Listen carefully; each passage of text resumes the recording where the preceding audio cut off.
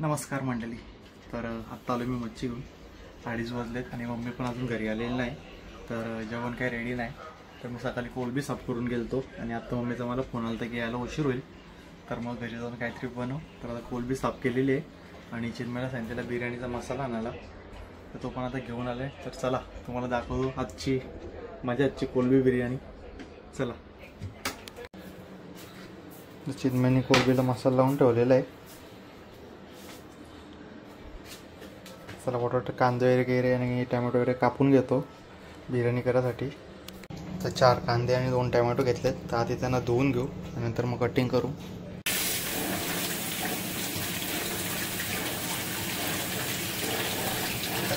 कांदे वगैरे धुवून झालेले आहेत आपले. आता पटपट कापून घेतो त्यांना.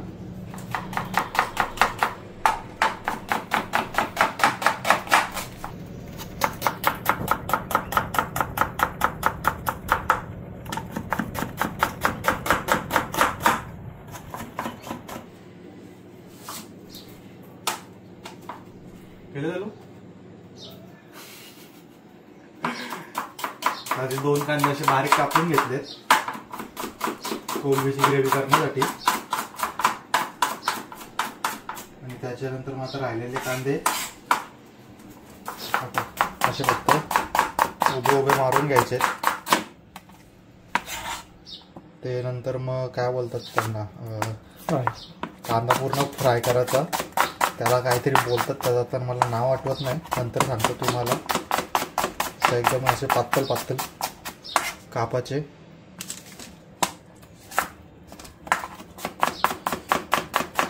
आणि आपण जेव्हा त्यांना फ्राय करतो आणि पूर्ण जेव्हा लाल होतात ना, त्याची टेस्टच वेगळी लागते.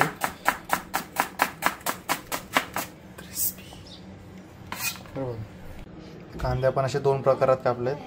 हे वाले असे फक्त उभे कापलेत आणि हा बारीक कापला आहे ग्रेव्हीसाठी. आणि हा वरना फ्राय करून आपण क्रिस्पी टाकायचा. आणि टोमॅटो एवढे बारीक नाही केले कारण की त्याच्यात प्युरी बनवायची आपल्याला. चला बरोबर प्युरी घेऊ आणि ग्रेव्ही करायला घेऊ. जो उभा कांदा कापलेला तो आता असा फ्राय करून घ्यायचा आपल्याला लाल होस्तोवर. नंतर मग तो सुकला का थोडा क्रिस्पी होतो आणि खायला चांगला लागतो आणि फ्लेवर पण चांगला देईल बिर्याणीला.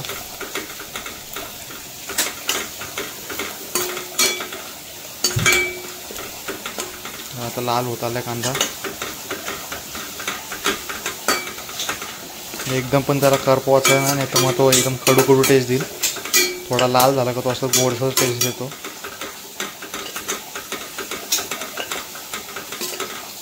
आता असा एवढा लाल झालेला आहे. आता गॅस बंद करू आणि नंतर मग तो स्वतःहून कलर सोडेल त्याला. लाल तर करून झालेले आणि आता कांदा टाकलाय फ्राय करावा. कोलबीची ग्रेव्ही करायची तयारी चालू केली. कांदा थोडा शिजून झाला का त्याच्यामध्ये आता टोमॅटोची प्युरी केले ती टाकायची.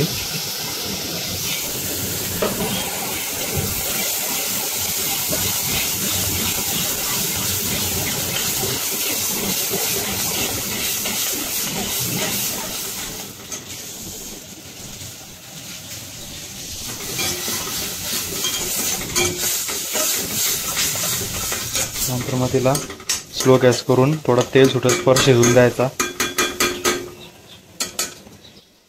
तर आता टोमॅटोची प्युरी आणि कांदा शिजून झालेला आहे. तर त्याच्यामध्ये थोडंफार मीठ जास्त नाही टाकायचा.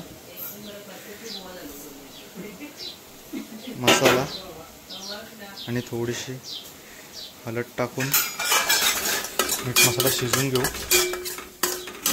तर जो आपण आधी मसाला लावलेला आहे रेडीमेड मसाला, त्याच्यामध्ये मीठ वगैरे असतो तर जास्त तो टाकायचा नाही तर मग खार होईल. आणि मसाला पण तुम्हाला जर तिखट नसेल आवडत तर नका टाकू. मला थोडा स्पायसी लागतो म्हणून मी आपला घरचा मसाला टाकलेला आहे. आणि ती घरच्या मसाल्याची चव आहे ती कुठंच भेटणार नाही.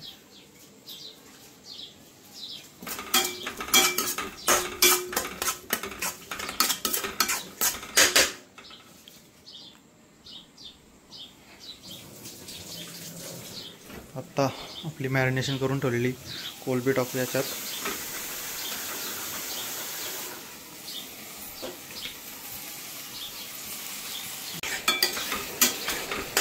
मॅरिनेशन कोलबी टाकली जाते याच्यात आणि याला आता नीट शिजवून घेऊ आपण.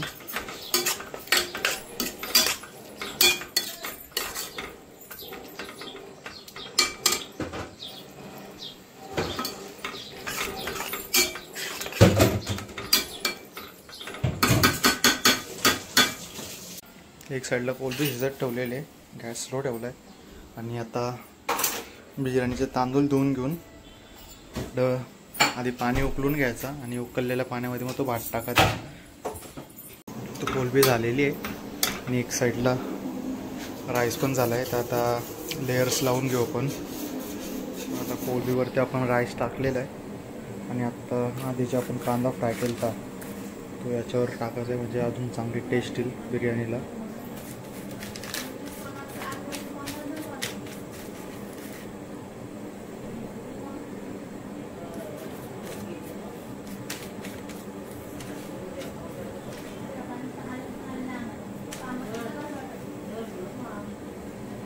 चला त्याला तव्यावरती थोडा अजून 10-1 मिनटं गरम होऊन देऊ, म्हणजे फ्लेवर सगळे भातामध्ये उतरतील. आणि तुम्ही पण आता घरी ट्राय करा आणि सांगा मला कसं काय झालं ते. तर अशा आता तव्यावरती मी ठेवलेले आहे कोलबी बिर्याणीला लेयर्स लावून. आणि गॅस पण थोडा स्लोच ठेवू. आणि आमचा व्ह्यू बघा कसला भारी दिसलं ते. तुमच्या गॅलरीतला व्ह्यू बघा.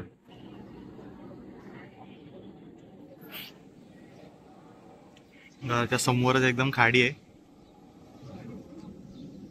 आणि इकडे या साईडला बोराळचं गणपतीचं मंदिर आहे समुद्रात. आणि तिकडे फ्लेमिंगोज पण आलेले दिसतात आपल्याला.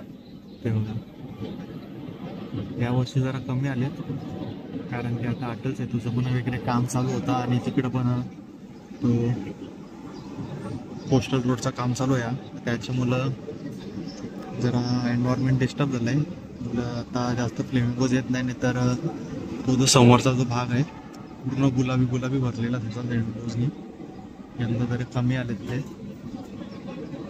आणि हा तो गणपतीचं मंदिर मोराव्याचं. जेवायला घेतलंय, भाताचा वास मस्त येते. खाऊन बघू कसं झालंय.